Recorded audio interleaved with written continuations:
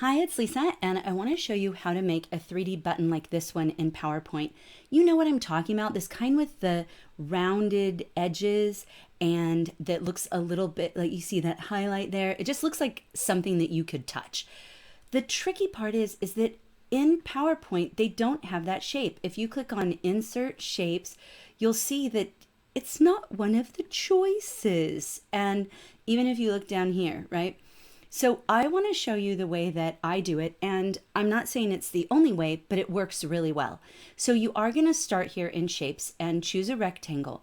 This is going to form the basis of our button. So I'm going to make it nice and big so you can see what I'm doing.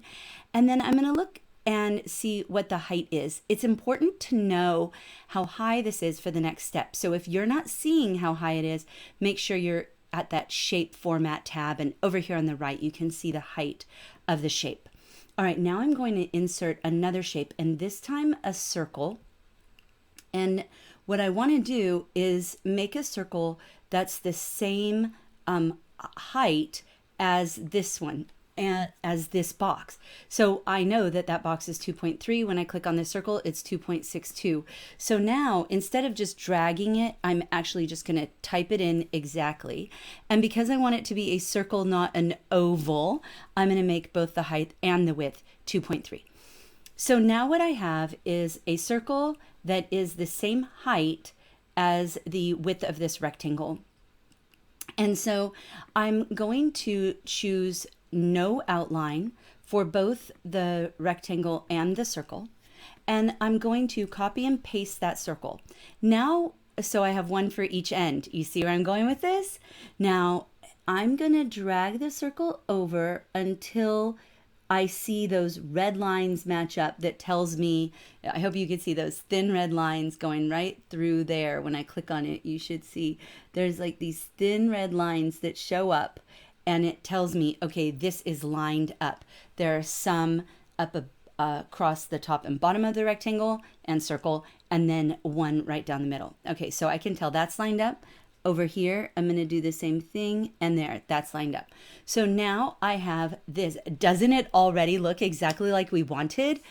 Okay, so now we have a couple of choices. We can either group these three. So I would just click on them, and if you're on a Mac, it would be Command G. If you're on a PC, Control G. And now what we have is it is a single group.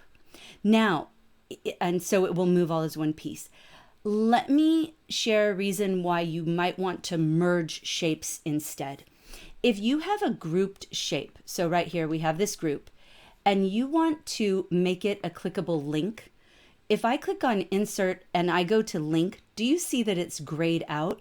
You can't link a grouped shape. So let me show you the solution to that. Instead of grouping, what I'm going to do is back on that shape format tab again, I'm going to click here, merge shapes, and I'm going to make them a single shape now, but this is because I no longer have two circles and a rectangle that are grouped to move together. I have a single like rounded rectangle. And now when I click insert, the link option is available. So if you're going to want to make it a clickable link, I suggest merging rather than grouping. However, let me show you, since you may not want to, for some reason, you may not want to merge them. Let me show you a quick workaround for that. Let's say you do just want to group them. So let me go back just so that you can see. Okay, so now I have it just, it's grouped, right? I have it grouped instead. And so the link is grayed out, right? So here's what I can do. I can insert another shape, and I'll just use this rounded rectangle shape, and I will cover the whole thing, but not that much bigger. Okay, let me make this one, I'll make it a little bit different color just for the sake of argument. But you see, I'm making it just so it covers that one that I had, right? It's not tons bigger. And now I'm going to make this shape no fill. I'm going to make this shape no outline. So there's a shape there. There's a shape there. I grabbed my new shape instead. There's a shape, but you can't see it. But what you can do, my friends, what you can do is insert and you can link it. So now what I would do is link this transparent shape that's on top of my button. Okay, so if you just want to group, that's how you will solve that no linky problem.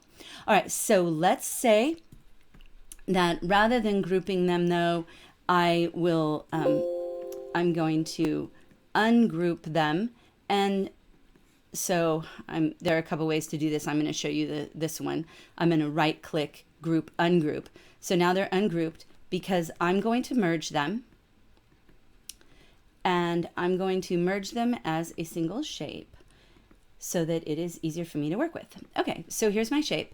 And now I can, under the shape format tab, I can choose the color, and let's say I want that bright pink. I'll show you the exact same one I made.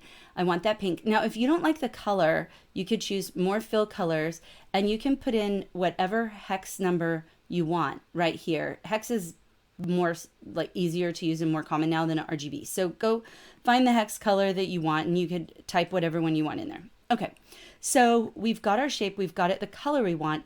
How do we give it, let me go back and show you this. How do we give it this look, right? Where it really looks like a button.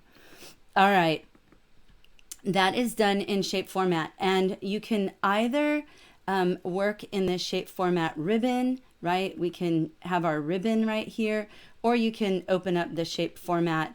You can open up the shape format pane right here by right clicking on the shape, clicking format shape, and this format shape pane will open up over here.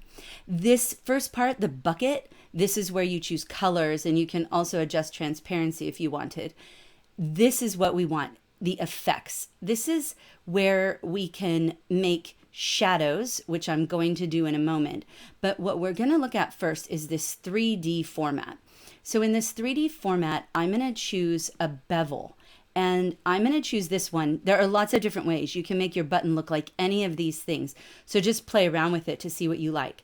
The default is going to give me a 6-point bevel, but look what I can do. I can make it bigger if I want to, and that just makes it look even more rounded, right?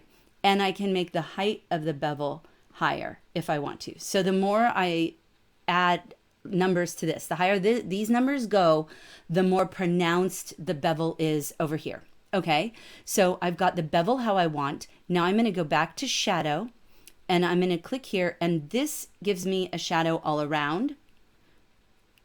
Or perhaps I want just like the bottom offset of the shadow.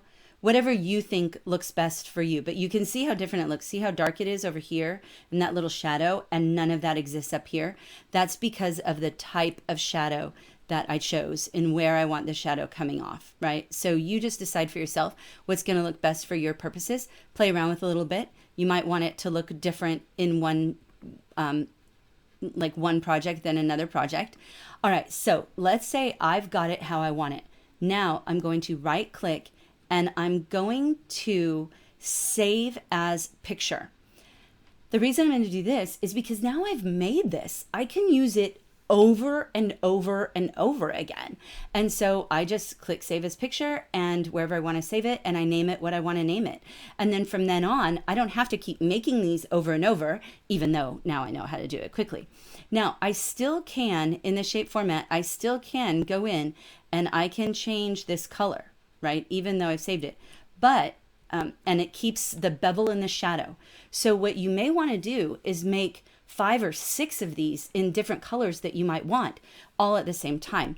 Now, another thing I can do with it, and whoa, sorry, I had my slide selected instead of the picture. I can insert a picture in here as well if I want the button to be a picture. So instead of solid fill, I do picture fill, and then someone can click it and it looks like a picture. So there's so many things you can do with these buttons. And even though PowerPoint doesn't have it as a basic insert shape, you can make your own that looks super fantastic in just a couple of minutes.